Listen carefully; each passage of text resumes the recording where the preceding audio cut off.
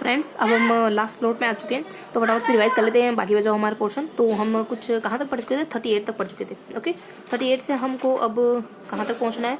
38 से 54 तक पहुँचना है। 38 हम यहाँ तक कवर कर चुके थे। अब इस वाला स्लॉट में हम 20 मिनट तकरीबन लेंगे और सारे पेजेस को जितना भी अपन पढ़ सकते हैं 20 मिनट के दरमियान उतना पढ़ने की कोशिश करेंगे। फास्ट से फास्ट पढ़ने की कोशिश करेंगे, ठीक है, फास्ट फॉरवर्ड करेंगे। तो कहाँ थे अपन? 38 तक पढ़ चुके थे। अब हमको 39 पेज पढ़ना है। 40 41 42 43 44 मतलब काफ़ी कुछ है ना। 3 पेजेस तो ये हो गए, 1 4 ये 5 6 और 7 और 8 पेजेस पढ़े। और 8 पेजेस में अच्छी खासी इन्फॉर्मेशन है, हर पेज में अच्छी खासी इन्फॉर्मेशन दी हुई, हर एक लाइन इंपॉर्टेंट है इस चैप्टर की।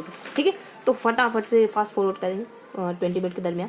तो यहाँ से कंटिन्यू करते हैं कि प्राक सूचनात्मक विशेषताएं क्या। देखो, हम पढ़ रहे थे जिन पेजी को जो विकासात्मक अवस्था होते हैं उसकी उनकी विशेषता वगैरह जानेंगे ना। 4 अवस्थाएं होती है, जिसमें से पहली अवस्था के 6 भाग होते हैं, दूसरी अवस्था के 2 भाग होते हैं और तीसरी कोई भाग नहीं, चौथे कोई भाग नहीं। ठीक है, तो यही अपन जो पहली अवस्था है ना, जो दूसरी अवस्था है उसके 2 हिस्से, उन दोनों हिस्से को डिटेल बताएगी। तो पहली अवस्था ये, और यहाँ से कुछ ये दूसरी अवस्था है। ठीक है, इसकी पहली अवस्था की कुछ पहली अवस्था की अच्छाई और बुराई बताएगी। प्राक संप्रतिनिधित्व विशेषता में क्या बताया? सूचकता का विकास वगैरह, शब्द है, वस्तु है, शब्द प्रतिमा चिंतन का इस्तेमाल। सूचकता का विकास का मतलब क्या होता है कि सूचकता में संकेत व चिन्ह आते हैं और संकेत व चिन्ह महत्वपूर्ण साधन होते हैं। चिंतन व कार्य में संकेत व चिन्ह का प्रयोग कहा जाता है जो 2 अनुक्रिया अनुकरण व खेल द्वारा होता है और चिंतन अतार्किक होता है। अब देखेंगे, खेलों में सॉन्ग करना, नकल करना खेल, और खेल नाटक प्रतीकात्मक योजना का अभ्यास मात्रे, पियाजे हाव भाव, अभिनय, एकाचित रंगीन तस्वीर बनाना, कहानी, गीत सुनना, उल्लास, मौखिक भाषा विकास, संप्रति विकास, ये सब पहली अवस्था में हो जाता है। दूसरी पियाजे के विकास की दूसरी अवस्था की पहली अवस्था में ये सारी क्रियाएं होती है। अब देखो यहाँ पर इसकी सीमाएं क्या है, उसी अवस्था की सीमाएं क्या क्या? आत्मकेंद्रिता उसकी सीमा, जीवाद उसकी सीमा, स्वयं से बातें करना उसकी सीमा है, और आत्मकेंद्रित चिन्ह है, और सह चिंतन उसकी सीमा है, और केंद्रीकरण की सीमा है, और अहम भाव भी सीमा ही है। ठीक है, मतलब अहम भाव भी एक सीमा है। तो इस तरीके से कुछ बेसिक बातें बताइए। अब देखते हैं अंतर्दर्शी अवधि के बारे में। तो ये अपनी जो दूसरी अवस्था है उसकी दूसरी अवस्था है। अब देखिए अंतर्दर्शी अवधि में क्या बताया गया है? 4 से लेकर 7 साल में क्या होता है बच्चे में? साधारण मानसिक क्रिया जैसे जोड़ घटा गुणा भगा जाता है, तर्क नहीं कर सकता, भाषा सीख लेता है, प्रत्यक्षात्मक चिंतन, सह चिंतन और सामाजिक रुचियों का विकास वगैरह हो जाता है। और अनपलटन का दोष यानी विपरीत प्रक्रिया करना होना। अल्पलटन मतलब अब पलटनवादी गुण इसमें नहीं आता है अभी।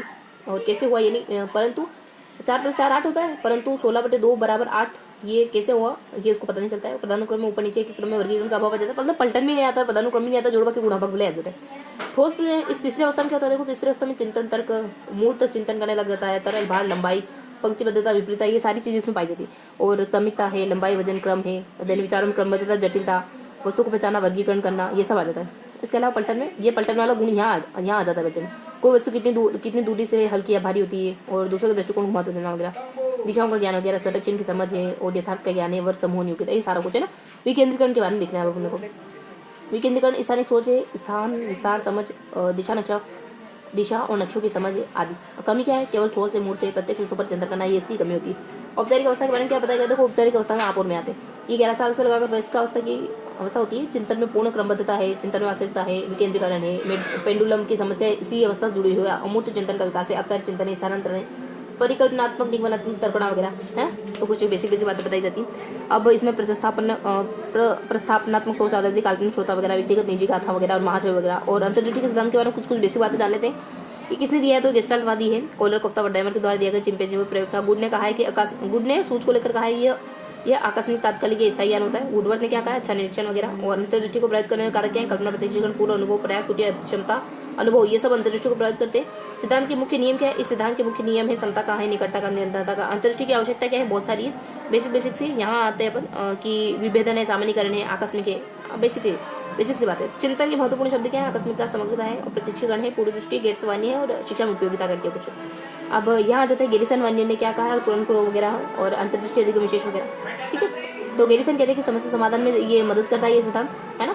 और क्रोन को कहते हैं कला संगीत साहित्य में मदद करता है। वहीं कोई कहता है कि यह सिद्धांत समझ कर सीखने पे बल देता है, और गणित वगैरह, भौतिकशास्त्र वगैरह सीखने में मदद करता है। सिलेबस, एकीकृत सिलेबस में उच्च मानसिक योग्यता मदद करता है।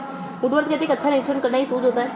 और ये कुछ थोंडाइक पॉलो में अंतर्गत है। थोंडाइक अच्छा प्रयास को त्रुटि में अंतर्दृष्टि के अंदर थोंडाइक कॉलन प्रयास पर आधारित, सूझ पर आधारित, शारीरिक योग्यता, बौद्धिक योग्यता, मंद बुद्धि बच्चे के लिए उच्च और अधिगम धीरे धीरे होता है। इसमें आकस्मिक हो जाता है, चेतन मन है, और यहाँ अचेतन मन, यांत्रिक होता है अवबोध।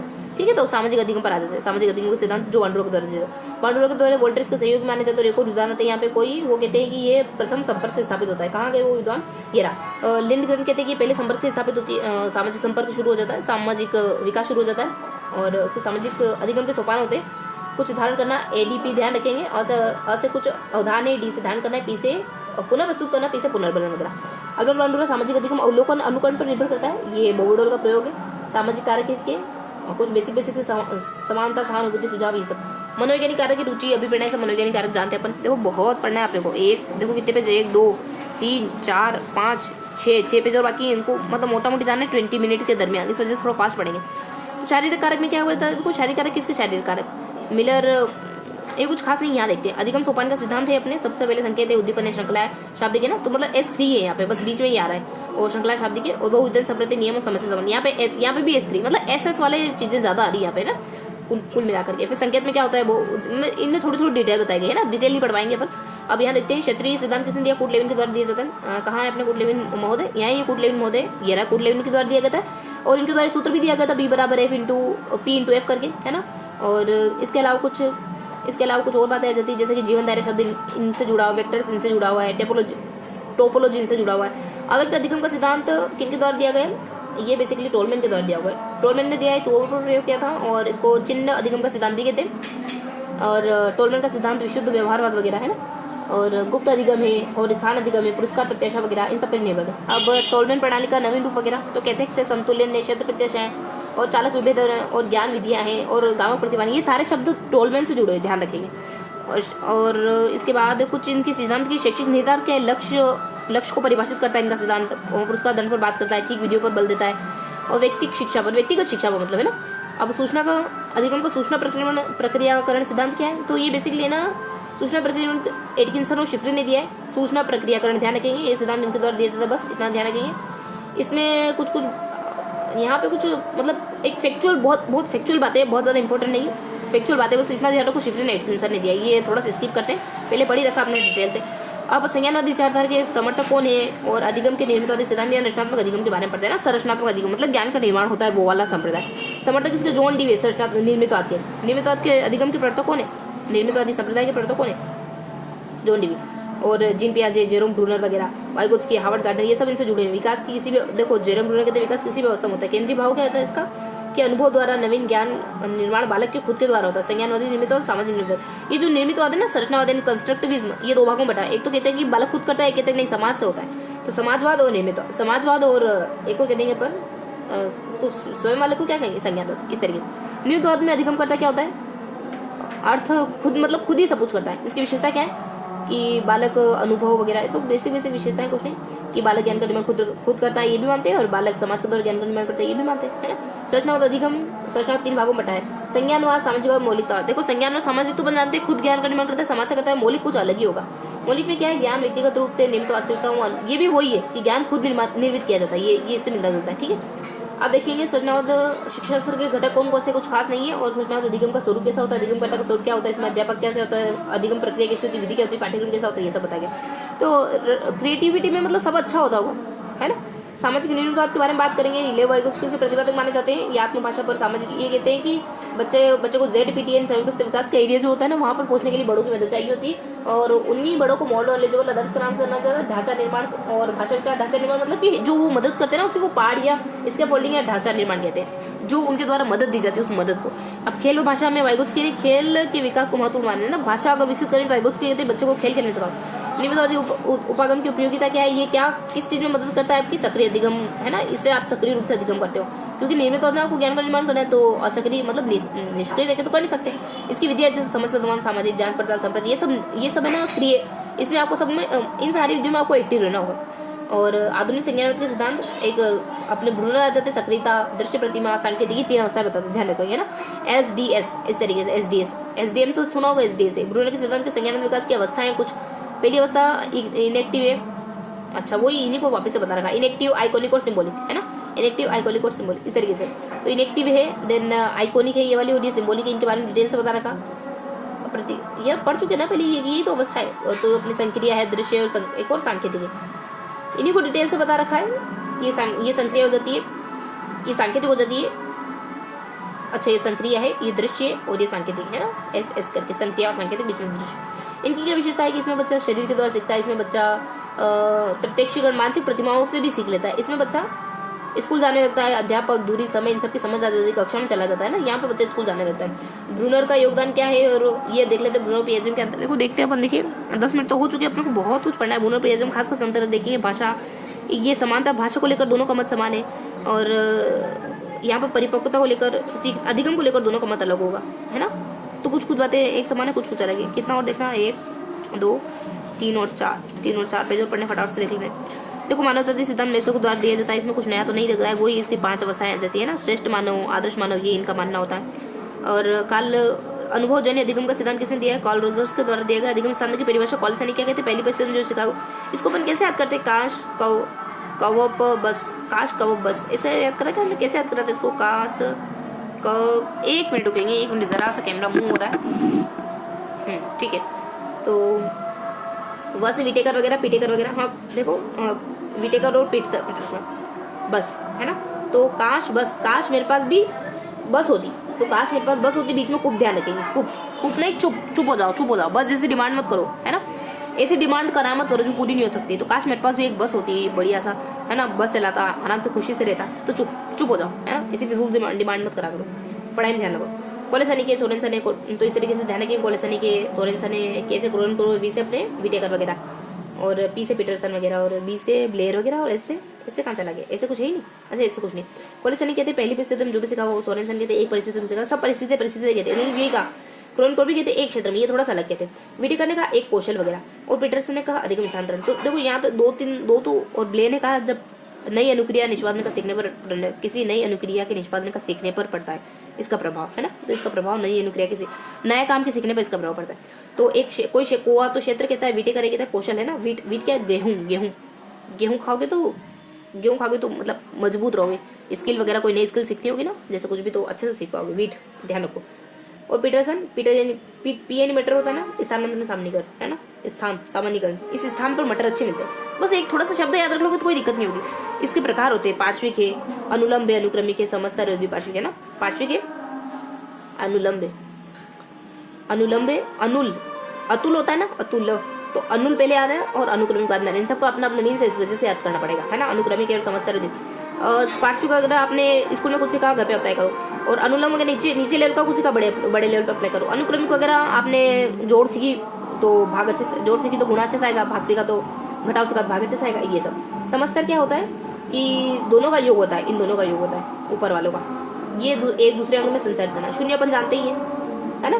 बस इसके बाद तो शब्द जानते हैं। शून्य का नाम विधान आते हैं जो पास, दूर और निकट है, दूर है, और समीप दूर, और निकट और उच्च, और निम्न और उच्च, इस तरीके से इसको डिवाइड करते हैं। बाकी इसके स्थानांक के सिद्धांत भी होते हैं, मानसिक क्षेत्र समान तत्वों का सामान्यीकरण कर, वही अपने जो जनरली अपन पढ़ते हैं ना, सिद्धांत, वही सारे सिद्धांत है। जैसे सामान्य बुद्धि का सिद्धांत हो गया, एक सामान्य विशिष्ट का सिद्धांत, एक संयोजनवादी सिद्धांत, अभिवादी सिद्धांत अपने गेस्टाल्ट सीखने का सिद्धांत हो गया, सामान्य विशिष्ट बुद्धि का सिद्धांत हो गया, तो कुछ अधिगम का, कुछ बुद्धि का, और ये समान तत्वों का सिद्धांत, ये थोड़ा समान तत्व होते हैं, दो तत्व जहाँ समान हो, भूगोल इतिहास।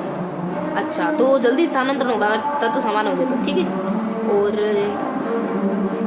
मानसिक शक्तियों का सिद्धांत, कल्पना का प्रयोग, नेटिव हिंदी साहित्य, दोनों के लिए किया जाता है। अच्छा, मानसिक शक्तियों का सिद्धांत कि अधिगम स्थानांतरण में अपनी मानसिक शक्तियां भी मायने रखती है। संयोजनवादी का सिद्धांत थोड़ा एक संबंध स्थापित करना, है ना। तो कुछ बेसिक से वही पुराने किसी भी सिद्धांत है, ज्यादा कुछ नया नहीं। सामान्यीकरण का सिद्धांत की चीजें एक जैसी होती है तो आप जल्दी स्थानांतरण कर लेते, समान तत्व तो जल्दी कर लेते हो ना अगर। और मानसिक शक्ति, कल्पना का इस्तेमाल बहुत सारी चीजों में होता है, ऐसे ध्यान रखोगे।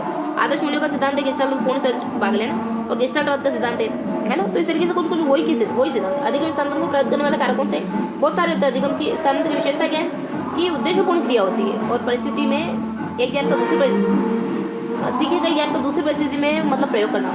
और अधिगम अक्षमता, सेमोल की इतना विद्वान सबसे पहले इसका प्रयोग करते हैं 67 में, और परिभाषा देते हैं कि मस्तिष्क संवेगात्मक व्यवहारिक विक्षोभ का परिणाम होता है ना। बाकी क्रुशमैन ने, फुट ने, स्टास ने, सेमोल की इन सब ने इस पर प्रयोग करा है। इसकी विशेषता ही स्थायी होती है, मनोवैज्ञानिक होती है, विकृतियों का एक समूह भी हो सकती है। पठन विकृति, देखो प्रमुख विकृतियां पठन है, लेखन है, गणितीय, मौलिकी, ये सब प्रमुख विकृतियां हैं। पठन लेखन की लेक्सिया करके, देखो लेक्सिया। जो लेखन की विकृतियां, ग्राफिया, प्रेक्सिया, ठीक है। ऐसे ध्यान रखो कि इसमें लेक्सिया, इसमें प्रेक्सिया और ग्राफिया भी आएगा। और गणित की क्षमता है वो कैलकुलिया। तो लेक्सिकल है, ग्राफिकल है, वर्बल है, सब प्रकार का कैलकुलिया। इस प्रकार का भी कैलकुलिया, इस प्रकार, क्योंकि इसमें लेक्सिकल आया था, इसमें ग्राफिकल आया था, बस कैलकुलिया लगा देना। बाकी मौखिक क्षमताओं में अपेक्षा, डिफेक्ट, बस थोड़ा सा और पढ़ेंगे, 2-5 मिनट और देन फिनिश करते हैं, है ना। एक सेकंड रुकिए।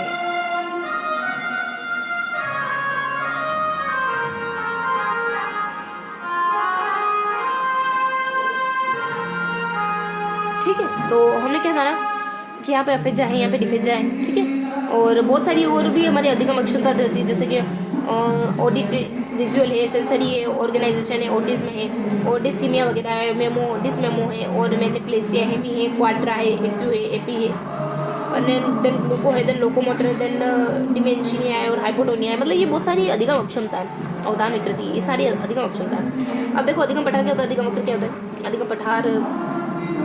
अधिगम पठार देखो रुक जाना होता है हमारा सीखना, जब रुक जाता है। अधिगम वक्र कब होता है, जब हम उन्नति कर रहे होते हैं, गेट्स का लेना है, सकारात्मक नकारात्मक और इस तरह रेखी वगैरह होता है, ठीक है। ये बेसिक बात है अधिगम वक्र के। अधिगम के अन्य प्रकार भी बहुत सारे संप्रदाय अधिगम कैसे होता है, वाचिक अधिगम कैसे होता है, बोल करके सीखना, कॉन्सेप्ट क्लियर करके सीखना, कुशलता से सीखना, पूछ कर सीखना है, बहुत सारे अलग अलग प्रकार। उसके बाद अधिगम अक्षमता में क्या क्या चीजें आ जाती है, देखो प का फ करना, ये सब आता है। अक्षर बोलने लिखने में दिक्कतें होना, और समय नहीं बता पाना, साइकिल नहीं चला पाना, फोन की घंटी और मोबाइल घंटी में अंतर नहीं कर पाना, ये सब अधिगम की और भी विधियां हो जाती है, जिससे निरीक्षण करके सीखना, वोटसन ने दिया करके सीखना, किसने, फ्रोबेल ने। किलपेट्रिक ने सर्वाधिक समर्थन किया। परीक्षण करके सीखना विलियम वुंट है, परीक्षण तो विलियम वुंट ही, सामूहिक द्वारा मिश्रित है, तो ये सारे प्रकार हो जाते हैं। अब यहाँ तो कुछ खास है नहीं। ये आवेगशील और चिंतनशील सीखने की क्या है शैली, आप कैसे सीखते हो, सही सतही तौर पर, गहरे के तौर पर, क्षेत्र निर्भरता, स्वतंत्रता, कुछ खास नहीं, कुछ भी खास नहीं इस पेज में। यहाँ देख लेते हैं थोड़ा सा, इसमें देख लेते हैं, ये भी कुछ खास नहीं। अधिगम सिद्धांत संबंधित तथ्य है कुछ तो अधिगम आकर्षण का सिद्धांत कूट लेविन ने दिया, अधिगम गुप्त अधिगम का सिद्धांत टोलमैन का है, और कुछ अधिगम असहायपन का सिद्धांत सेलिगमैन का है। और ब्रूनर कहते हैं किसी वस्तु को सिखा से प्रेसी कहते हैं कि अधिगम अनुभव है जिसके द्वारा कार्य में परिवर्तन समाजन होता है ना। तो कार्य में परिवर्तन होना क्या है, अधिगम है, लर्निंग है। संकल्पना मंजिल जोसेफ डी नो के 1960 में दी गई थी। इससे क्या होती है, चीजें क्लियर हो जाती है। इसकी उपयोगिता क्या है, अर्थ सीखने में त्रुटियां कमी हो जाती है, ज्ञान को व्यवस्थित करने में। मार्टिन पी ने इसको कहा कि तो बच्चों के लिए बहुत रुचिकर दिलचस्प चीज है। और जो आंसू वेले उन्होंने सीखने के 4 प्रकार बताए, रटकर सीखना, समझ कर सीखना। रटकर को इन्होंने अधिग्रहण भी कहा और रटकर भी कहा, और समझ कर को इन्होंने अन्वेषण भी कहा और खोज भी कहा। देखो अर्थपूर्ण सीखना और अन्वेषण सीखना। उत्तम सूचना संसाधन मॉडल किसके द्वारा दिया गया है, तो सूचना संसाधन मॉडल किसके, प्रेस ने दिया है ना। सूचना संसाधन प्रेस ने दिया। सूचना कहाँ से मिलती है, प्रेस से तो मिलती है, मीडिया से। और डेविड कोल्बे का अनुभव सिद्धांत, इसमें 4 चीजें शामिल है, देखना, चिंतन करना, सोचना, महसूस करना ना, ये सारी। और मेटा स्मृति के 3 तत्व हैं। और एसओआर सिद्धांत तो उन्होंने पहले ही देख लिया था, उसने दिया था ना, हल ने दिया था सिद्धांत, एसओआर का सूत्र। एसओआर मॉडल या वुडवर्थ बता रहे, चलो वुडवर्थ पे ध्यान रखेंगे, ठीक है। तो इस तरीके से हमने पेज नंबर 54 तक सारा कुछ पढ़ लिया है। तो ये हमारा 4th स्लोट भी कंप्लीट हो गया, ठीक है। तो ये था हमारा आज का रीजन, जिसमें हमने चैप्टर नंबर 1 लगा करके जो चैप्टर नंबर 4 तक रिवाइज करा है, जितना हो सका उतना ऊपर तौर पे रिवाइज करने की कोशिश करिए। तो फिर मिलेंगे इसी किसी अगले सेशन में। तब तक के लिए मन लगाकर पढ़ाई करते रहिए। अगर आपको ये चीज़ें थोड़ी डिटेल से पढ़नी है तो लर्न ऑलवेज करके एक चैनल है, आप वहाँ ज्वाइन कर सकते हैं और आराम से इनको थोड़ा सा डिटेल से विस्तार से पढ़ सकते हैं, है ना। PDF में आपको टेलीग्राम पर प्रोवाइड कर दूँगी। फिर मिलेंगे ऐसे किसी अगले सेशन में, तब तक के लिए गुड बाय।